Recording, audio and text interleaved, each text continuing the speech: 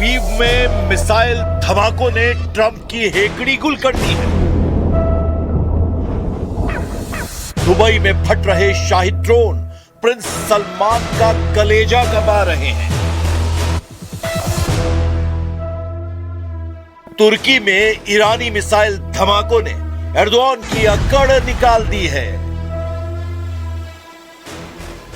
10,000 round हमलों के बाद युद्ध में ईरान हावी हो गया है।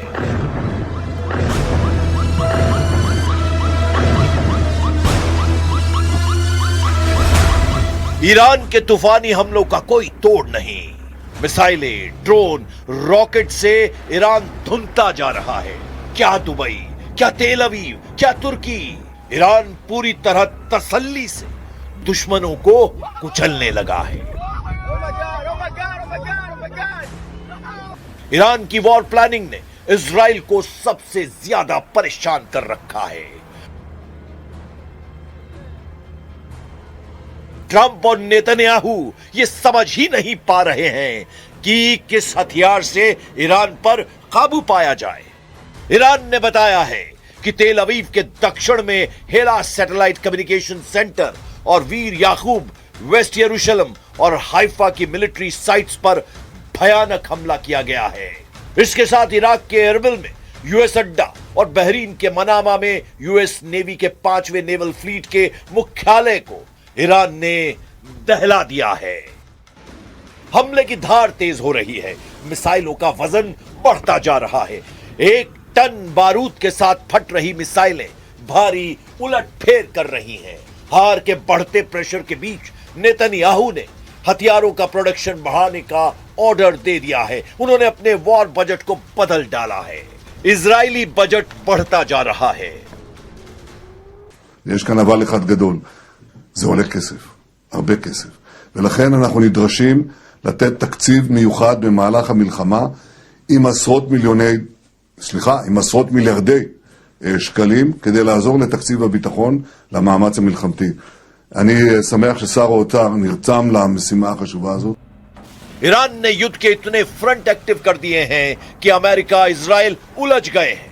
अमेरिका एक खाड़ी देश को बचाने जाता है तो ईरान दूसरे देश को दहला दे रहा है। इजराइल लेबनान में जितने हमले कर रहा है, ईरान उसका बदला तेल अवीव पर मिसाइलें फोड़कर ले रहा है। विस्फोटक युद्ध में खाड़ी देशों को ईरान सबसे सख्त सजा दे रहा है।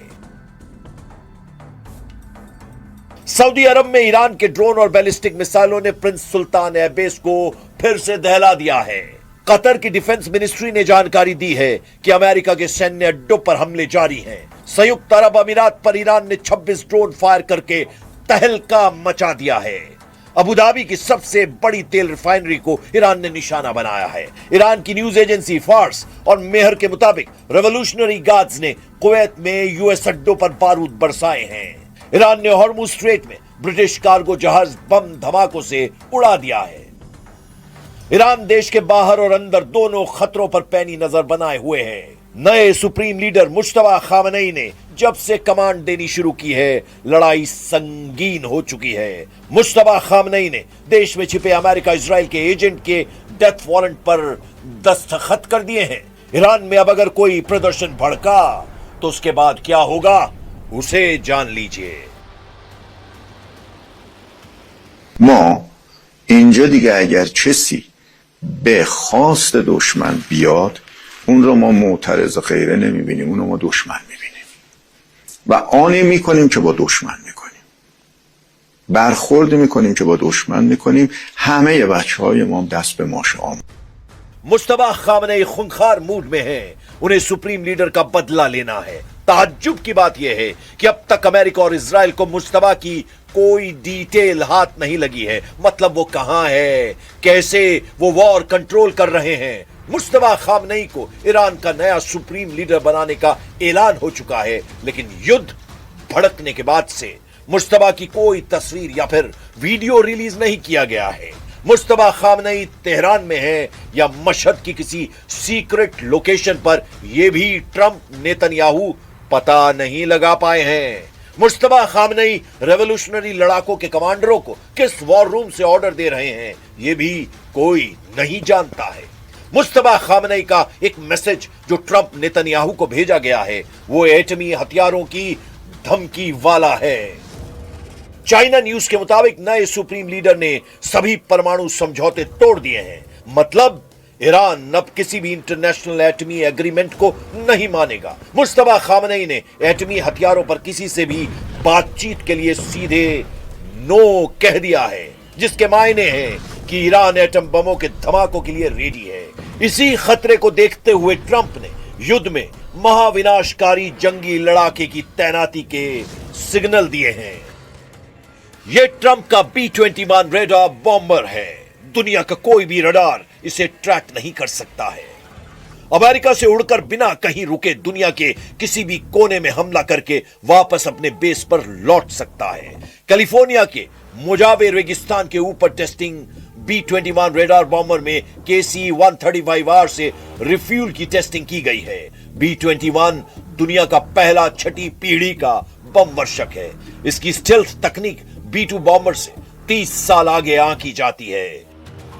जिस तरह युद्ध का रुख है उससे ये सिग्नल मिल रहे हैं कि ट्रंप को अपने सभी हथियार आजमाने पड़ सकते हैं, क्योंकि ईरान अब मुस्लिम ब्रदरहुड का कार्ड भी चल चुका है।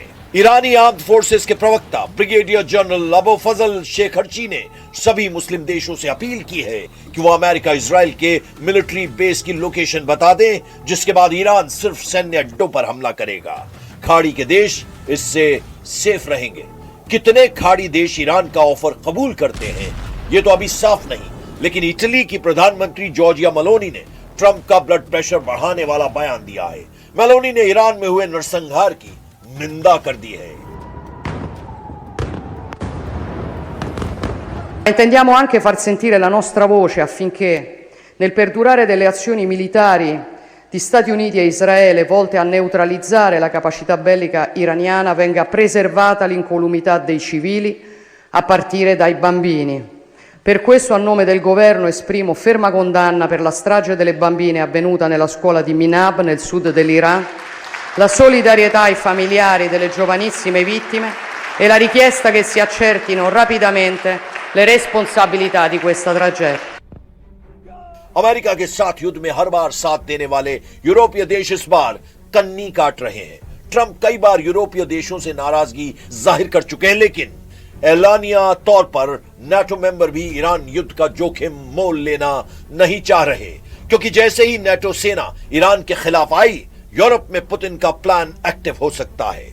4 साल से यूरोप को सबक सिखाने का इंतजार कर रहे पुतिन मौका मिलने पर यूरोप का घमंड चकनाचूर करने का ऐलान पहले ही कर चुके हैं।